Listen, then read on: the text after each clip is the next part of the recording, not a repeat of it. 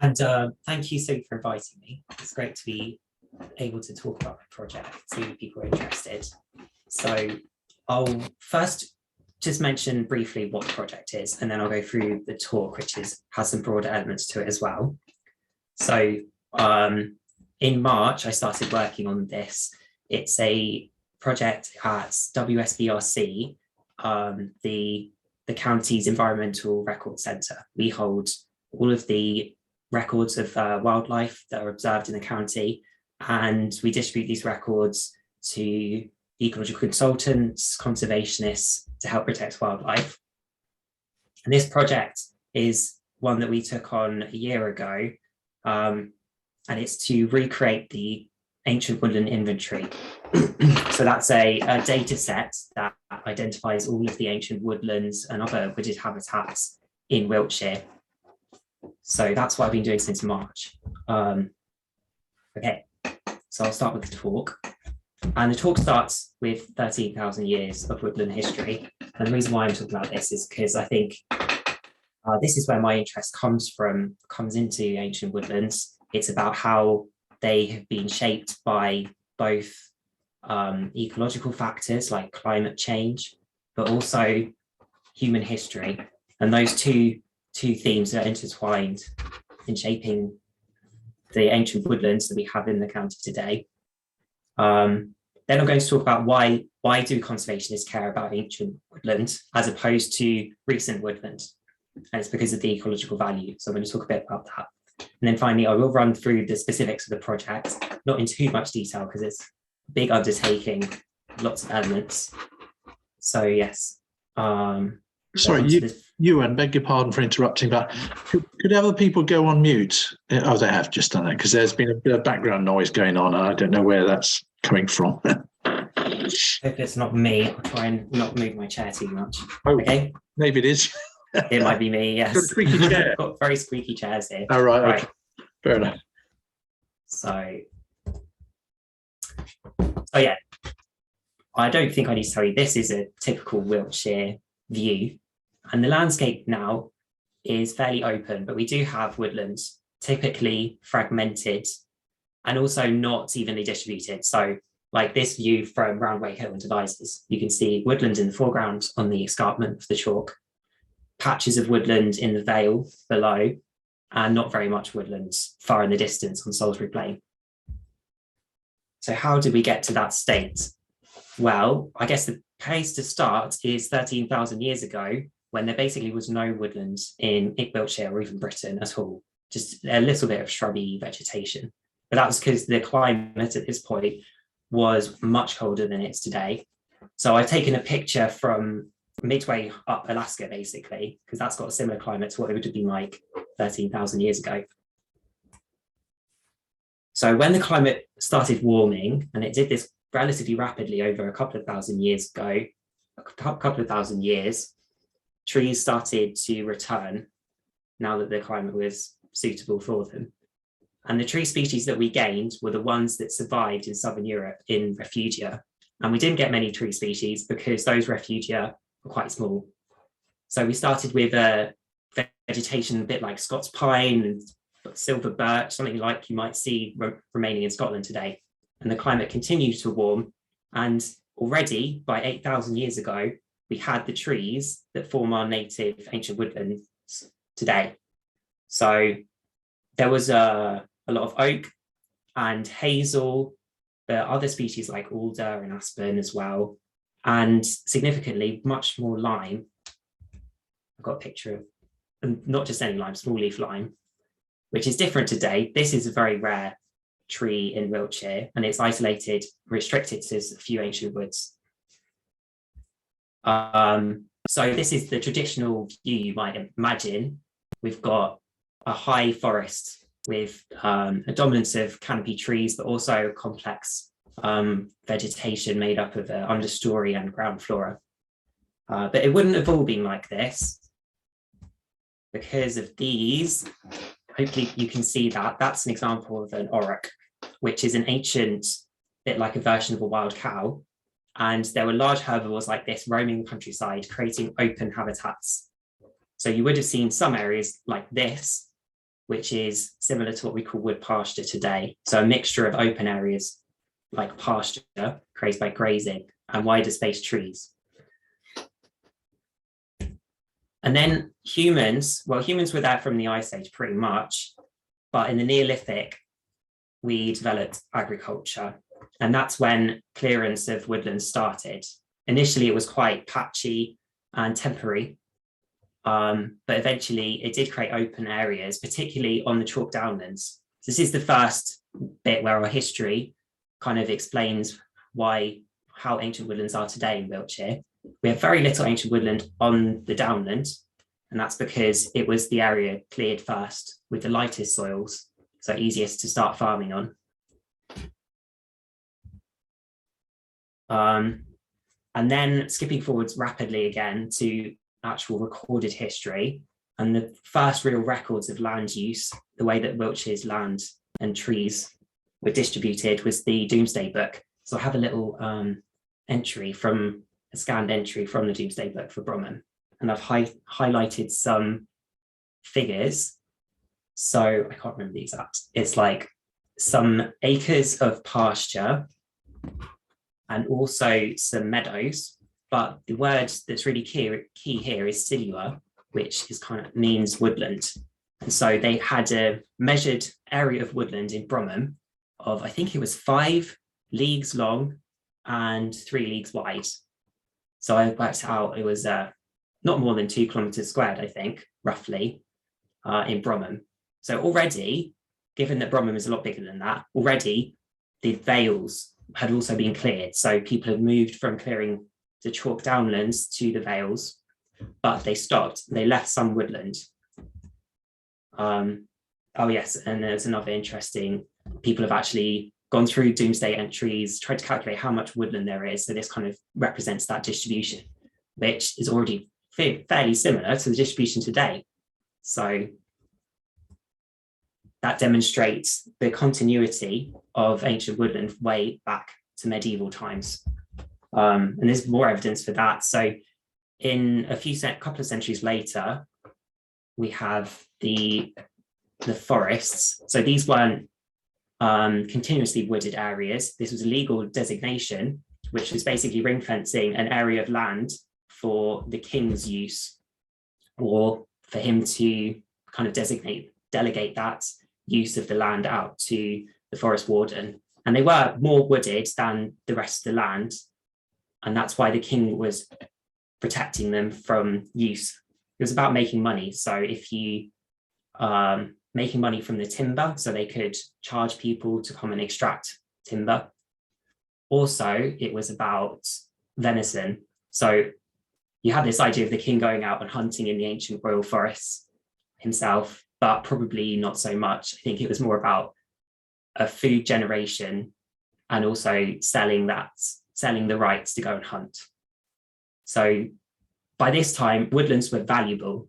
They were under legal protection because of their importance in the economy, the resources they provide. So by this time, we've kind of cemented a woodland distribution that wasn't being eaten away further by agriculture too much. Yeah, so I'll try and explain this a bit more. The purple areas are the bounds of the forest when they were the biggest, which is in the 13th century. And then the background is the darker green, the more woodland there is today. So I love this. You can see in Wiltshire today, the remaining woodland corresponds pretty well to the 800 years ago, these forest designations. You can also see how important woodlands were for the medieval economy in the archaeological remains that you see in woodlands today. So this is an example of a woodback, this linear mound at the edge of a wood. This example is from Clangerwood. Yeah, Clangerwood. And so a lot of effort was made into demarcating the edges of woods with these banks, partly just to ensure that ownership remained the same, and also to actually provide a defense against grazing animals in the wider landscape being able to get into the wood and eat the coppice. So sometimes they planted hedges. So I love this picture showing some old, what looks like perhaps holly a hedge of holly that's kind of grown out on the wood bank. And then they typically had a ditch on the other side, which would have been really deep to properly keep out those animals. And we also see these old coppice stalls. So the way in which people used ancient woodlands was quite, in the main, harvesting trees. So cutting trees down, but allowing them to grow back naturally. And you could see these old coppice stalls of hazel or maple, for example, that are quite wide, and they've been formed by rotations, maybe 20, 30, 50 times of letting stems grow up, then being cut at the base to provide wood products, the wood that could be used for loads of different things, making tools, because obviously they didn't really have so much metal or plastic, no plastic. And we also see in our old wooden buildings, we actually have timbers harvested in 13th century, for example, still part of these buildings. And this is they claim it's the oldest wooden structure in the world, and it's in Essex. It's an old barn called the Barley Barn, built in the 1200s or maybe early 1300s, with the same beams that were harvested from woods in the local area all that time ago. And what would these old woodlands have looked like? Well, this is probably quite similar. This is a picture of Raven's Roost, which is a really well-managed woodland, part of the Nature Wildlife Trust reserves. And you would have had a layer of coppice understory cut in a rotation every 10 to 15 years to provide those small poles and little wooden products. And then mixed in with that standards, so big size trees. But once they reached a usable size, they would have been removed typically, because there wasn't much woodland left. So any useful timbers were pretty quickly removed. Yes, those are the arrows that I should have put up. But we don't have any photographic evidence, obviously, and paintings are always pretty vague. But there is this example found by Oliver Rackham, a historian of woodlands, showing a Flemish wood in kind of accurate looking detail from the medieval era. I can't remember the date specifically. And you can see those, like in Raven's Roost, the standards trees and then little coppice stalls that have recently been cut growing up underneath. And alongside that, there was another type of wooded habitat that we're interested in this project called wood pasture.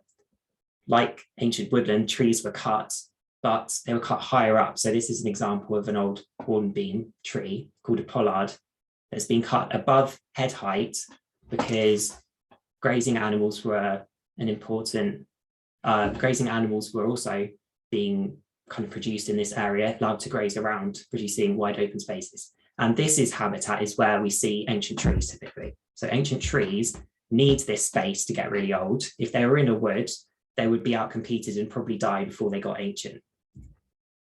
And also they needed a bit of protection, so people weren't extracting timber so much from this area. That's how an ancient tree got to be so old. So wood pasture. And you can think back to when I was talking about pre-human agriculture times, those habitats existed then. So this is like a link to the wild British native vegetation from thousands of years ago. And then moving a bit later through the industrialization, where the countryside changed a lot. But what's fascinating is many of these ancient woodlands and some wood pasture as well remained unchanged pretty much. I've got some examples here showing these old maps all the way back to the early 19th century. That's the tithe map, so that's 1840s roughly. And then moving on to the late 19th century, no change. The boundaries stayed the same, perhaps with the wood bank still intact. And today, pretty much the same, even with a bit more woodland added on. That story is repeated across the county. There's many thousands of woodlands like this that we can know from the mapping evidence they've probably been around since the 1600s, perhaps, when cartography started to develop. And we also think they probably extended perhaps 1,000 years beyond, earlier than that. We can't say that they are primary in that they are from this like wildwood from thousands of years ago, because there might have been some agriculture at some point, but we know they're very, very old. So the final change that happened from the 1800s onwards is that we started changing the way that we generate woodland products. Instead of this silvicultural method of cutting the trees down, letting them grow back naturally in a native woodland, we started planting non-native species typically and treating them as a crop, regularly spaced rows, and then cutting them down and removing them and not letting them grow back when you're finished, essentially replanting them. So that's why woodland cover in England widely did actually start to increase from a minimum in the late 19th century or early 20th century roughly. And now it's about 13%, which is still pretty low. But a lot of that additional woodland is very different to the ancient woodlands that existed for thousands of years before. So I wanted to move on now to kind of demonstrating a bit further why ancient woodlands are much more special. So we know they've got this long history, those plantations from the 19th century don't have, but also they're far more biodiverse. They've got a wider variety of wildlife and they're particularly good for rare species. So I've got some actual concrete examples from our database that we hold at the Record Centre. These are two woods. They're both kind of south of Broughton, on the edge of the chalk area going down into the clay vale. Cloutswood on the left, and then on the right we've got King's Farm Wood, both in a kind of a wider wildlife trust reserve. So looking at this old 19th century map, you can see Cloutswood was there with a bit of change, not exactly the same, but we can see from the tree symbols that there was woodland there, pretty much most of it. And there's been more research on this wood. We know it's ancient. It probably extends back to 1600 and perhaps well beyond that into the past. King's Farm Wood, though, is very different. It's a recent plantation. I didn't actually manage to find out exactly when, but it's definitely after the 1880s from this map. Probably, I think, is quite a very, very recent one. So how do they compare in terms of plants, like flower diversity? Oh yeah, so Cloutswood is ancient. King's Farm Wood, recent. So in Cloutswood, there are 210 species of flowering plants, and in King's Farm Wood, 135. So there's about 80, is that right? Roughly 80 more plant species in Cloutswood than King's Farm Wood. So it's already more diverse as an ancient woodland. And what's really interesting is that when you dive into what these species are, the plants that we know are best associated with quality woodland habitats, there's far more of them than Cloutswood. There's actually 32 species of woodland plants, like nice quality woodland plant, and only 3 in King's Farm Wood. So what are these species that were found in Cloutswood but not King's Farm Wood? Here's some examples. This is early purple orchid, if I get that right. Yes, which is a really stunning plant.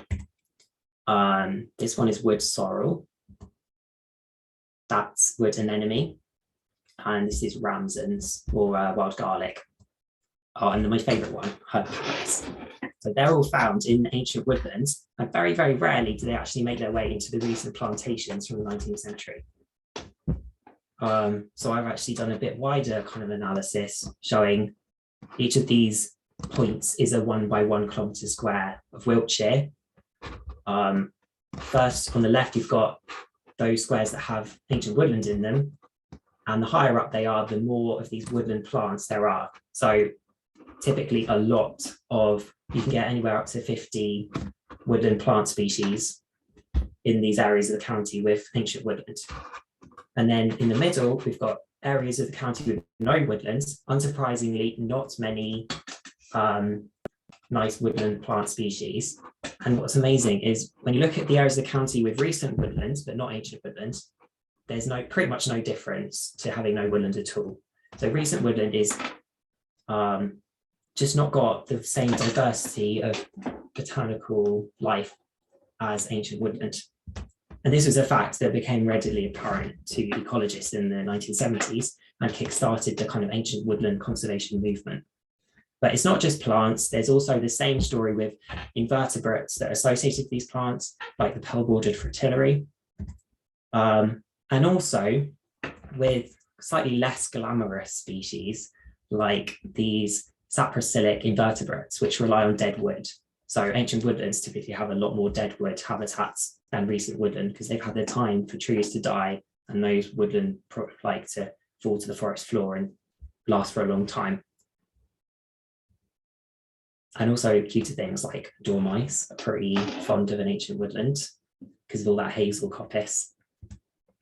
So as I mentioned, in the 1970s, ecologists, particularly like Oliver Rackham and George Peterkin, wrote about this dramatic difference in woodlands, the value of an ancient woodland over a recent woodland. And conservationists took note and started buying up ancient woodlands to protect them. And in fact, the Wiltshire Wildlife Trust's first nature reserve was an ancient woodland called Blackmore Copse in the south. And I just love this like information board showing all the diversity of wildlife found in ancient woodland. But it was recognized that in order to protect more of our ancient woodlands, which were at the time being absolutely ravaged by, first of all, forestry. So the Forestry Commission in the 20th century loved to buy ancient woodlands and then plant them all up with conifers, fast-growing timber species like that, because that was felt to be more productive and useful to the economy. And in order to do that, they might have to like spray the whole woods with herbicide, obviously cut down all the native trees. And also they use big machinery that like churn up the soil, causing a huge amount of damage. The other effect on ancient woodlands, slightly less dramatic, was grubbing out of ancient woodlands, so removing the trees from the soil entirely so they couldn't grow back, to convert it to agriculture. Plus also development, you know, for roads, housing estates, that kind of thing. So the predecessors to Natural England, in order to develop kind of a strategy and a way to protect these ancient woodlands, decided that we needed to map them. So in the 1980s, they worked on a project to create the first ancient woodland inventory in England, essentially a catalogue of all the ancient woodlands that can be found. And this is a kind of a scan taken from one page in the ancient woodland inventory for Wiltshire. And what you can see is it's actually quite a crude method. Like they've drawn what they had to do. They didn't have so much computer technology, obviously, that we've got to use. They traced around woodlands on certain old maps. They didn't have access to all of the historical evidence that's available now, just certain maps. But they did an amazing job at cataloguing the larger ancient woodlands. And that same database later got digitized. It's now available on the web, and it's widely used. It provides some non-statutory protection to the woodlands that are contained, in that they should be considered in planning decisions. So they shouldn't be negatively impacted by any planning decision that's approved. But the data set has its limitations, and it doesn't include a lot of the small ancient woodlands, which are nonetheless really important for wildlife. And there are mistakes in there, which kind of undermines its authority. So what Natural England and Woodland Trust have done is they put together about £2.5 million to fund the local environmental record centres like WSBRC to recreate the ancient woodland inventory across all the English counties. So I haven't explained it so far, but WSBRC is like my department within Wiltshire Wildlife Trust. And so that's what I'm doing. So now I'm just going to go through the actual project. How are we going to accurately map all the ancient woodlands in Wiltshire and produce an updated map? So we start with recent aerial imagery, and we're comparing that to late 19th century maps like this. And this is an area it's showing part of Caution Park and then a few copses just to the north of it. and that's the road that goes between Bath and Chippenham. And I've got the aerial imagery there that you can see, and then kind of overlaid on that, the old map, which is an astonishingly high quality map produced by late 19th century cartographers. You can see they actually drew individual trees in the right place. So I've kind of circled in yellow a group of 3 trees that are still pretty much there today, which is amazing. So that's why we use this map as perhaps the best ever map of English vegetation produced as our starting point. But the woodlands that we found from this map, those woodlands that are there today and also there 140 years ago, they're not actually ancient. We need to go further back in time, pre-19th century, to ensure they're ancient. So this is just the starting point, but it's already better, more useful data set than the existing ancient woodland inventory. And you can see this kind of red and yellow striped area just next to Jubilee Wood. That's actually was designated ancient, but now, having looked at this map, we realize it wasn't woodland in the 19th century, so it might actually be removed. But it seems a shame to lose some designated ancient woodland, but all of this, assembling greater amounts of evidence, greater accuracy, improves the authority of the data set. In blue, we've got this old historic parkland that may be ancient wood pasture, maybe not. We need to go further back in time. So more recently, over the last couple of months, once we finish this for the whole county, I will just show off how much we found. I think it was around 4,500 areas of woodland that is 140 years old, covering the same area as like Swindon Borough covers, but across the whole of Wiltshire. So it was a big area to investigate further. So the next mapping source takes us back 40 years earlier to the 1840s, and it's called the tithe maps. And this is where we've been helped with volunteers because it's such a big task going through all these maps. In these maps, they don't actually draw the symbols of trees so much. They have numbers in each plot, and then in a separate document, that number refers to an entry that tells us what the land use was. So volunteers have been helping us match our woodland parcels that we found to the right place in the apportionment, so we can find out what the land use was in the 1840s. And we're about 2/3 of the way through that. And then after that, we'll start looking at actual maps held. These previous maps were digitized, which helps us a lot. These maps that we're going to have to look at after that are held physically at mostly Wiltshire and Swindon History Centre. So I've got an example here, this gigantic estate map produced in 1767, I think, if I remember that right. And it's beautifully created, showing the what was Slow Grove Wood.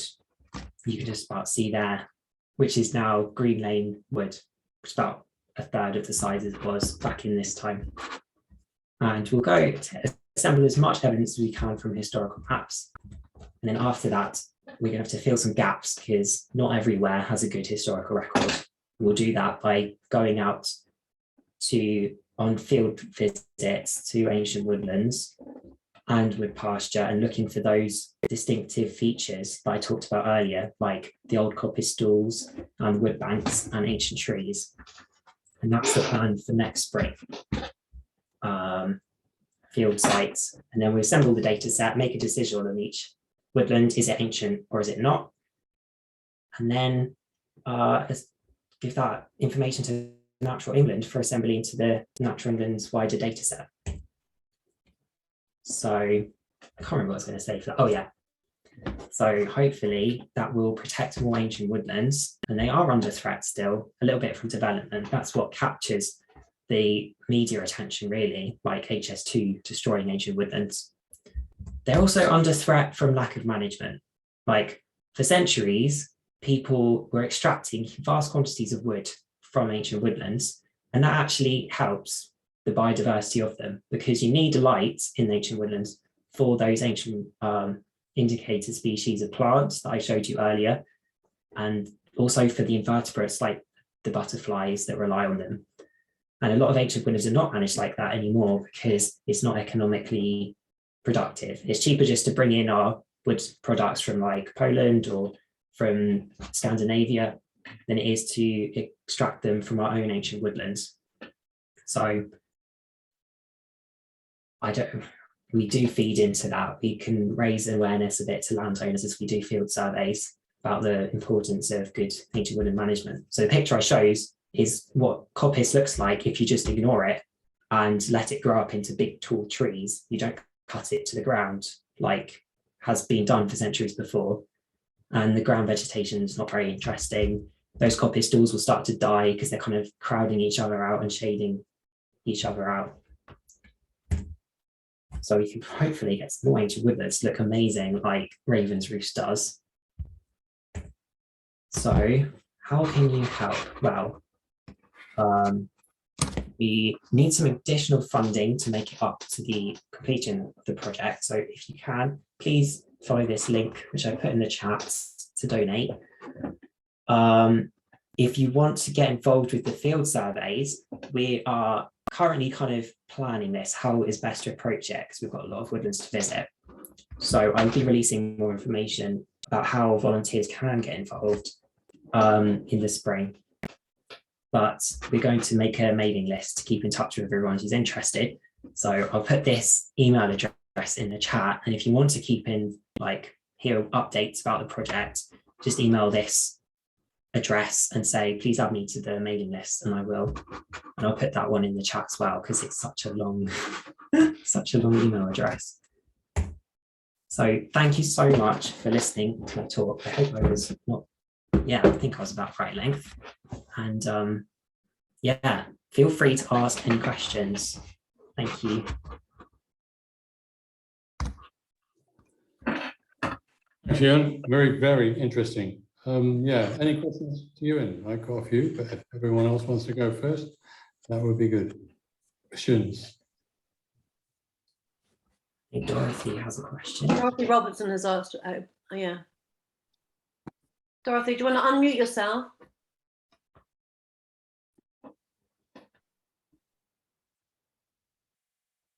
Sorry, and I've That's just right. noticed I'm now sitting in the dark.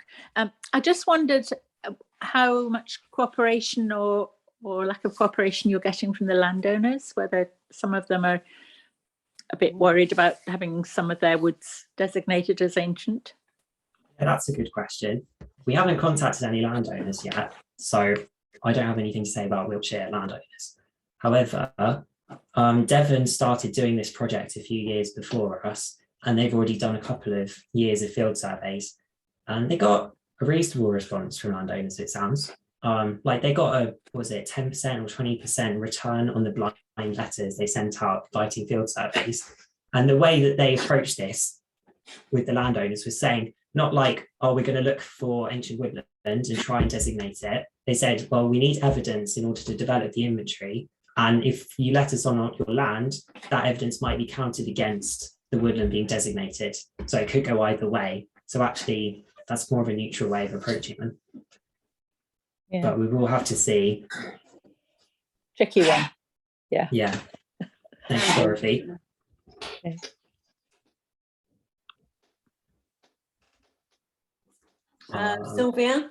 Sylvia's got a question, I think. Yes, what sort of tasks do you need help with, Euan? By the way, that was a brilliant talk. And Thank I'm you. amazed how much research you're doing. So well done. Thanks.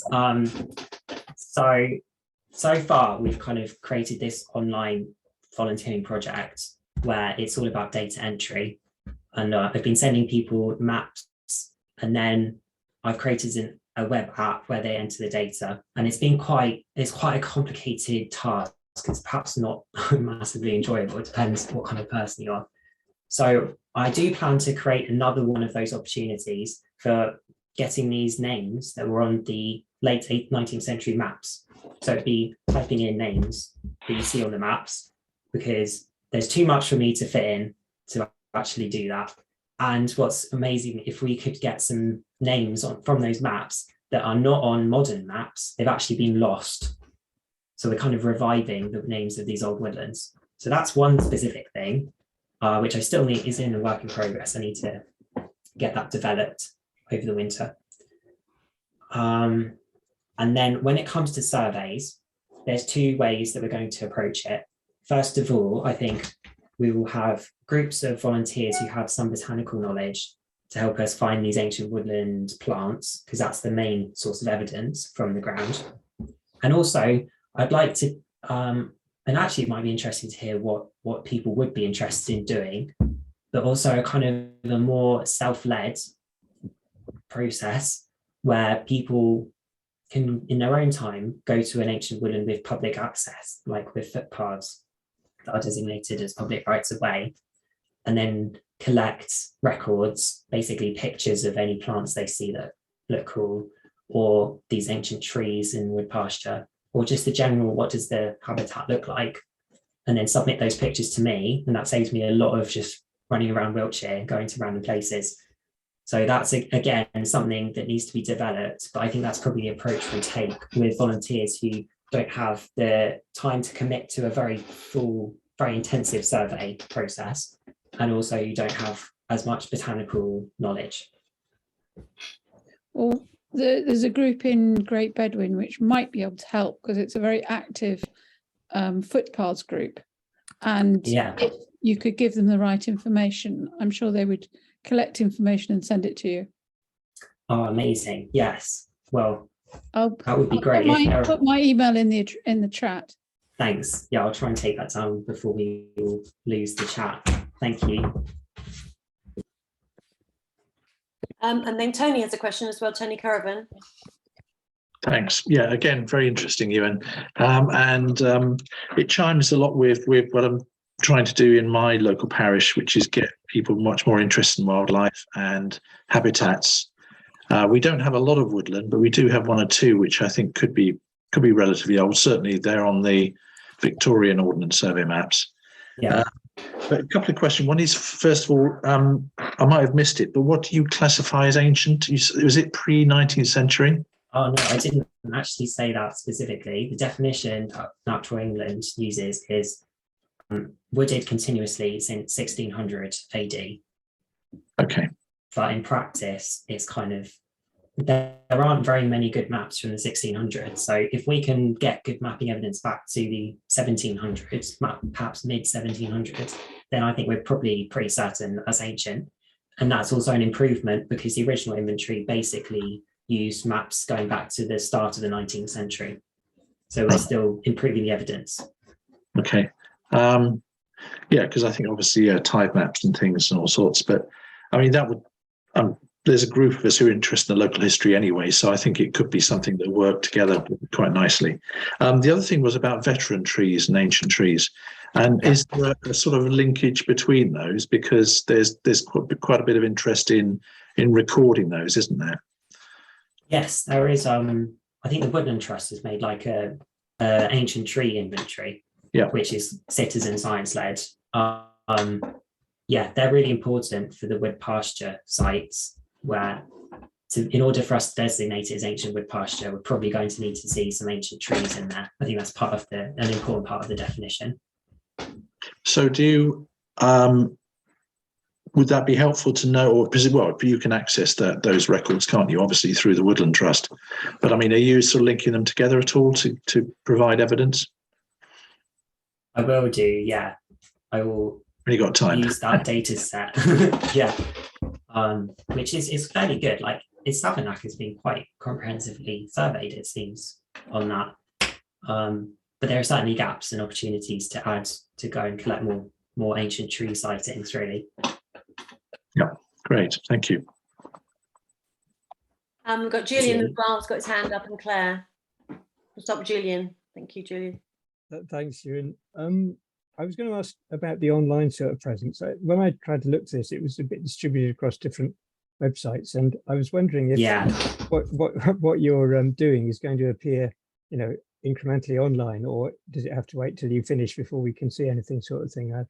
Where's the best place to look? Could you clarify? Maybe not now, but put in the chat or something, or whatever. Do you mean like the output data set of the project, or the volunteering side of things that was online?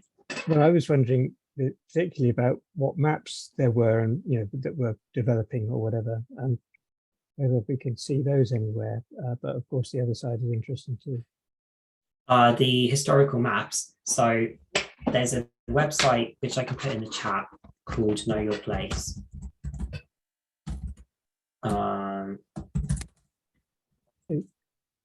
Which was originally developed here by Bristol City Council, working with the History Centre, where they put some digitised historical maps. And that's how we've got these tithe maps digitised, which is amazing because some counties don't have them digitised at all. And you can also see the late 19th century OS maps that were like the starting point for this project. But there isn't too much else on there.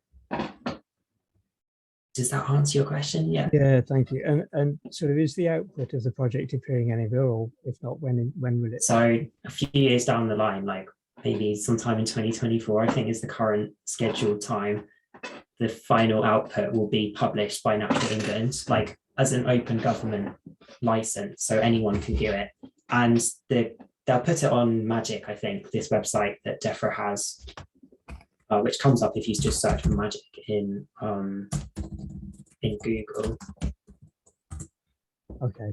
Which is where the current ancient woodland imagery is, if you want to view that as well. It's complicated, isn't it, with all the different maps and stuff? It's amazing how you're going to have to bring it all together and coordinate it. Sprawling, yeah, sprawling, kind of, yeah. And the ancient 17th century tithe maps, you know, to modern day OS maps. There's quite a lot to go through, isn't there? Okay, so sorry, Claire's got a hand up. Oh, right. Yes, thank you. Thank you, Euan. Thank you for such a fascinating talk, and particularly all your maps and pictures and everything were delightful. Thank you. My question is a bit off limits for what you're doing, but I just was interested in what you were saying about the management of woodlands and the representation you showed about the difference between what you find in an ancient woodland and say a modern conifer woodland or whatever it is. Is there anywhere where people are researching, or we can easily find what modern management techniques of, say, a Wiltshire Wildlife Trust, how quickly they can move to a more ancient woodland flora? So for my particular patch is the Devonish Reserve near Salisbury, which is part of an old estate. You know, there's loads of rotting wood and all sorts of things there. So would you be able to say how quickly the sorts of flora you were talking about would be able to establish there, if either by active management or just things arriving of their own accord? I have been asked these questions before, and it's a very difficult one to answer because, you know, nature is so unpredictable. And I can list factors that would affect it. So you need to have existing sources of population. So if there are really old hedgerows nearby the ancient woodland or other ancient woodlands in proximity, then that might give you a chance of getting them within decades.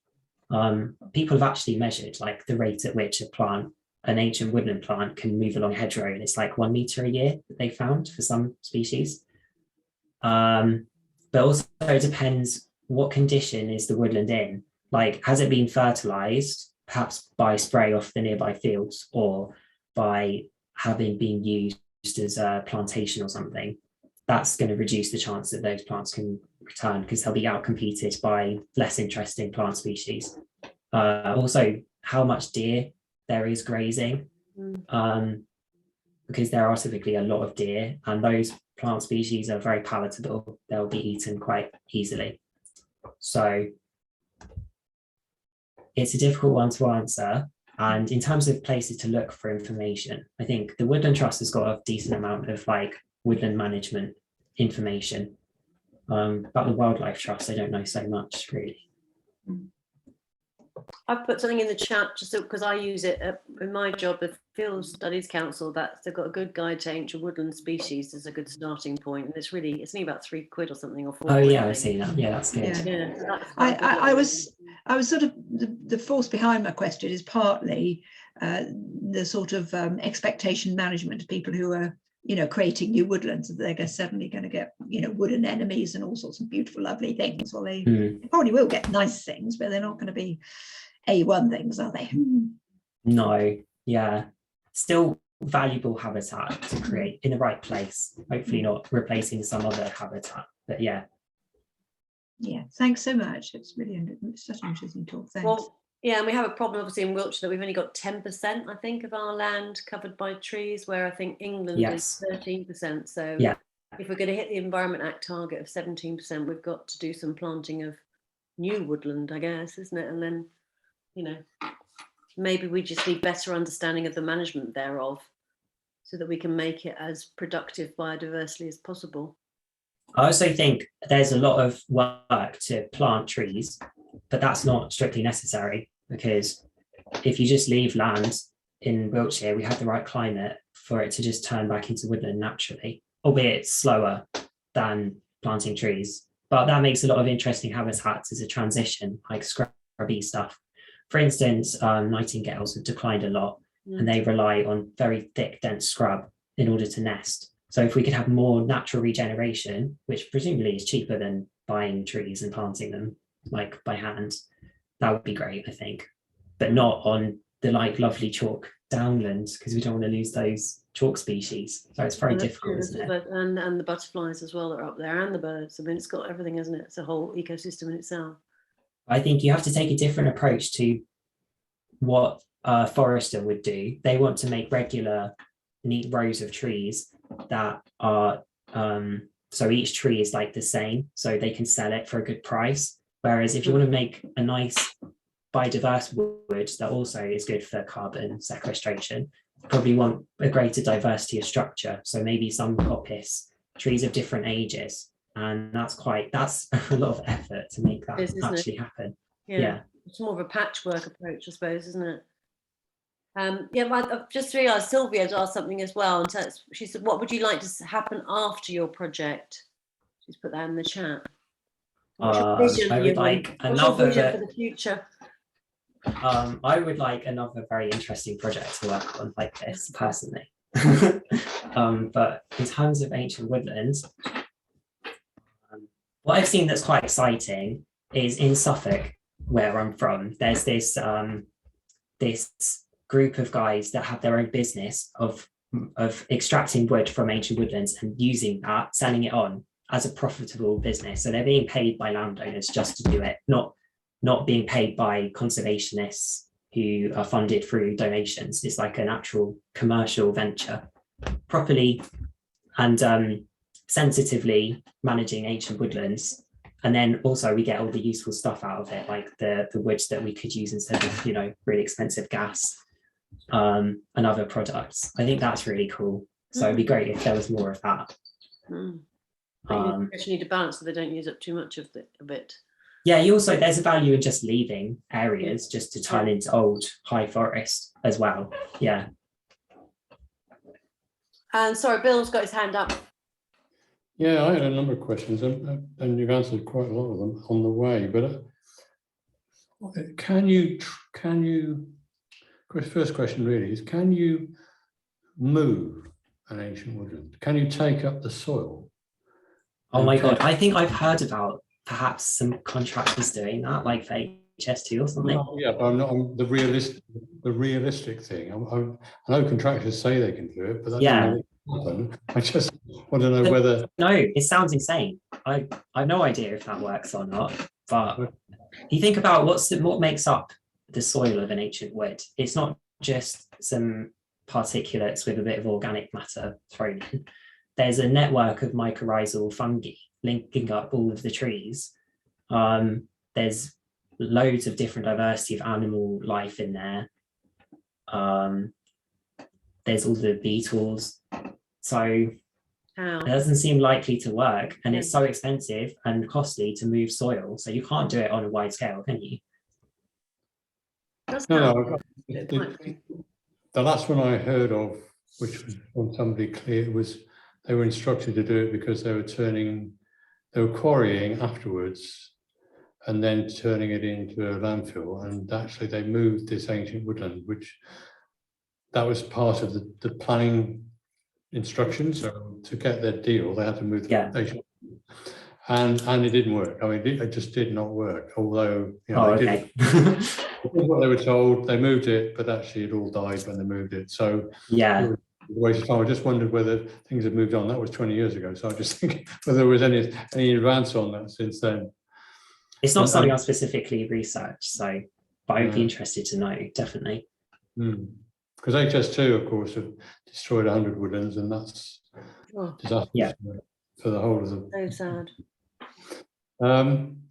Okay, so that was the first one, and then the second one, you had, when you were showing the pictures, you had two woodlands next to each other. I can't remember the name of them now. One had turned out to be not ancient, the other one was. What happens if you join them together? What happens if you make a bridge between the two? Well, that's sorry, carry on.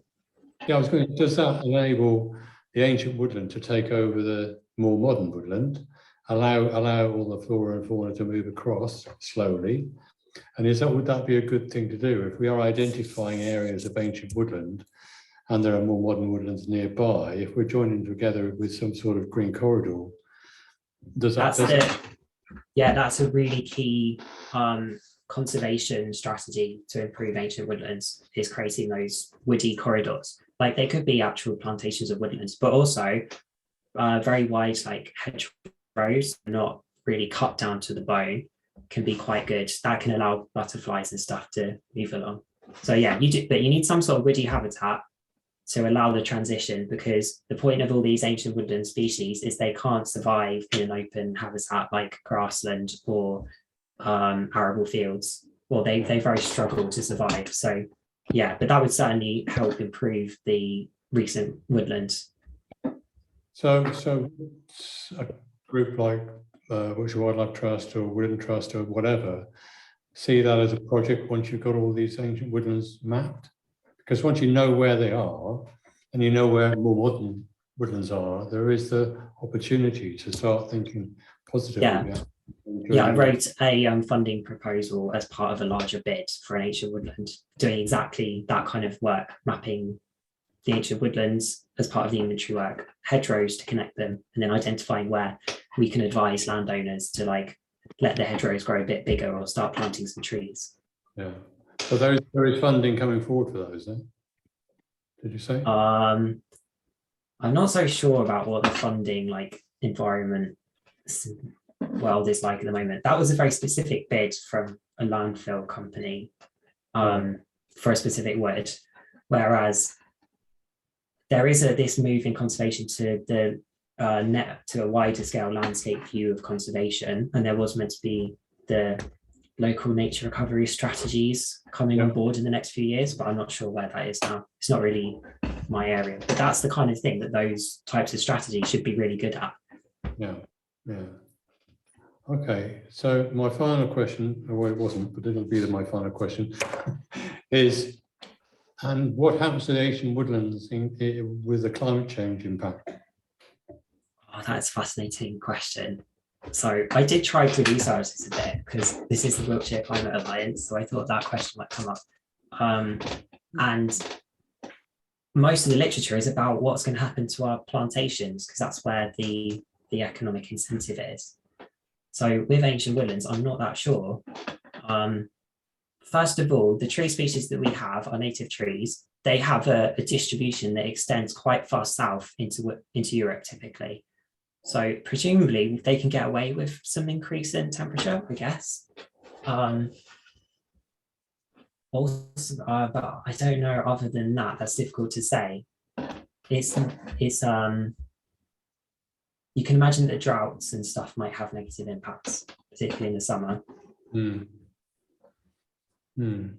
Okay, but nobody's actually, because it's again the sort of thing the Woodland Trust and Wildlife Trust should be thinking about, because it's obviously is changing. Yeah, but it's all about like with 10 years, 5 years, or even like what funding we're getting next year kind of thing. Thinking about what's Wiltshire's landscape going to be like in 100 years when our summer temperatures are 10 degrees warmer or whatever. That's such a big question. It's hard to fathom it, really. I hope they don't get 10 degrees warmer, but yeah, I know what you mean. Yeah. I don't think we'd be here if it was 10 degrees warmer. True, yeah. Okay, thank you. No, that's great. Thank you very much. Okay. I've got two more. I've got Julian and Tony. Who was first? Julian was first. Thank you, Tony. Julian. Sorry, just a quickie. Yeah, what Bill said there reminded me, of course, some of the species are disappearing, like elms in particular, of course.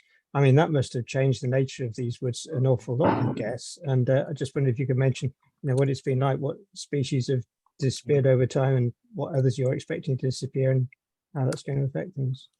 Yeah, so we had the elms dying out a lot, or being knocked back. They used to be large countryside trees, and then the disease kind of knocks them back to the ground, but then typically they're able to grow back again.